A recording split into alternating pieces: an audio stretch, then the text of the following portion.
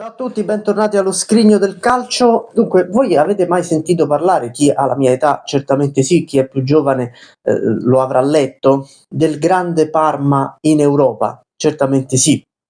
Parma che ha vinto 2 volte la Coppa UEFA, che ha vinto la Coppa delle Coppe, che ha vinto la Supercoppa europea, insomma una squadra che negli anni 90 ha fatto parlare tanto di sé in campo europeo, addirittura il grande difetto di quel Parma è stato proprio l'aver vinto tanto in Europa e non essere riuscito a vincere lo scudetto, che è qualcosa che ha pesato talmente tanto nel giudizio che tutte quelle coppe sono sembrate quasi poco rispetto al potenziale di quella squadra. Ma voi sapete da dove è cominciata l'avventura europea del Parma? Ve lo racconto io, perché è probabilmente la competizione meno nominata del Parma, eppure è stata la prima, meno ricordata, eppure è stata la prima. Parliamo della Coppa UEFA 91-92, ovvero la prima avventura del Parma in Europa. Il Parma arriva in Serie A nell'estate del 1990, non c'era mai stato all'esordio assoluto. Che cosa fa il Parma di Scala? Arriva sesto in classifica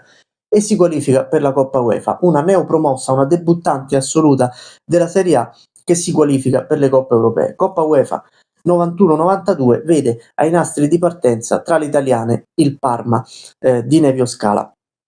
Parma con i nomi che conosciamo tutti, da Taffarel, Minotti, Grun, Brolin, Melli, Cuoghi, insomma il Parma che tutti conosciamo, si appresta a giocare la Coppa UEFA. Certo, a dirlo adesso il Parma poteva apparire come una delle favorite, in realtà non era così, era una squadra molto giovane, anche inesperta a livello europeo e, come vedremo, ingenua, lo leggerò anche nell'articolo che vi ho portato. Parma al primo turno viene sorteggiato con il CSKA Sofia, che non è esattamente la squadra migliore d'Europa, ma è una squadra che le sue competizioni se le è fatte, che i suoi giocatori di esperienza europea li ha. Il Parma non ha praticamente nessuna esperienza europea, figuriamoci il pubblico. Tra l'altro anche lo stadio Tardini, se voi guardate le immagini dello stadio Tardini tra il 90 e il 93, quando è stato poi ristrutturato, è molto diverso, con le curve molto distanti dalla porta, una capienza più ridotta, quindi ovviamente non parliamo del bel catino anche di tifo che c'è stato dalla metà degli anni 90 in poi, quando il Parma era molto forte, quindi lo stadio era sempre pieno.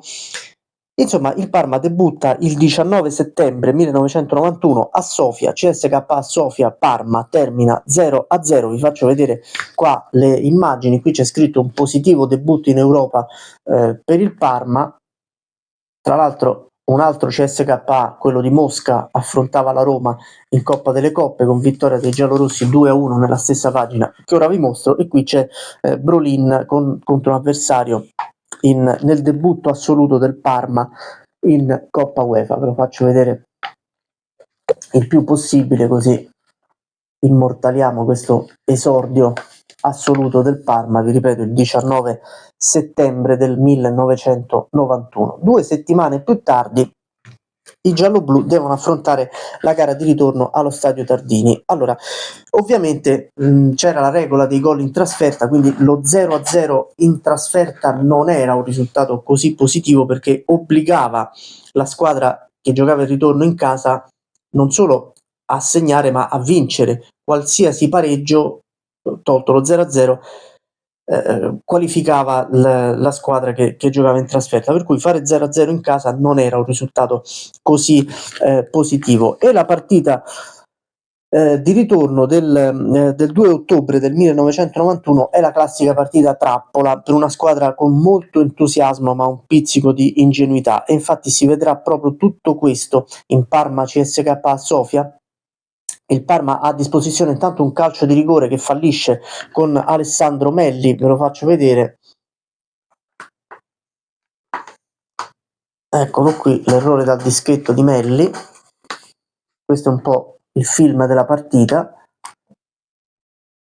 Passa in vantaggio con Massimo Agostini al 72esimo, che era un attaccante di scorta, però era uno dei pochi che aveva un po' più di esperienza, avendo assaggiato comunque, ad esempio l'anno prima con il Milan, era un rincalzo del Milan di Sacchi. Agostini però aver vissuto quello spogliatoio, aver vissuto quelle partite di Coppa, comunque gli dava un po' la percezione di come fossero le partite andate e ritorno, di come fossero le partite in campo europeo. Segna Agostini al 72esimo il più, sembra fatto. Qui il Parma pecca davvero tanto di ingenuità, perché pensa di aver ormai vinto la partita, e invece all'89esimo il giocatore del CSKA Sofia, Parushev, su un innocuo cross colpisce di testa e il CSKA Sofia pareggia, e il Parma quasi non si rende conto di essere eliminato al primo turno dopo non aver mai perso, aver pareggiato le 2 partite, ma il gol in trasferta, che una volta si diceva valeva doppio, nel senso che ti qualificavi a parità di risultato. E quello è stato l'inizio del Parma di Coppa, che poi ha vinto la Coppa Italia in quella stessa stagione e ha vinto la Coppa delle Coppe nella stagione successiva. Pensate, in un solo anno il gradino, la quantità di gradini forse che è riuscita a salire nella gerarchia del calcio europeo il Parma, dal farsi eliminare all'esordio assoluto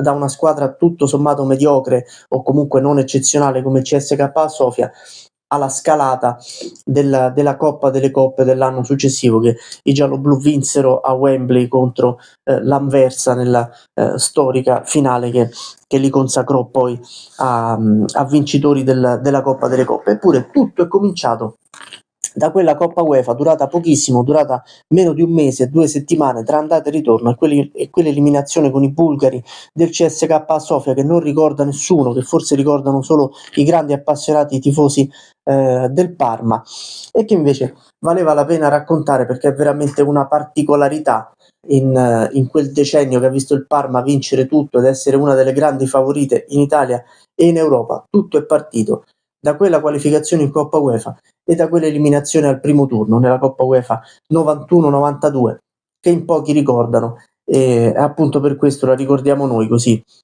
si va a sommare anche ai grandi successi del Parma europeo. Chissà, magari un giorno torneremo a rivedere il Parma in Europa, se riuscirà ad avere ambizioni un po' più grandi di quelle che ha adesso, di raggiungere una semplice salvezza. C'è tempo e noi aspetteremo. Iscrivetevi al canale. Ciao!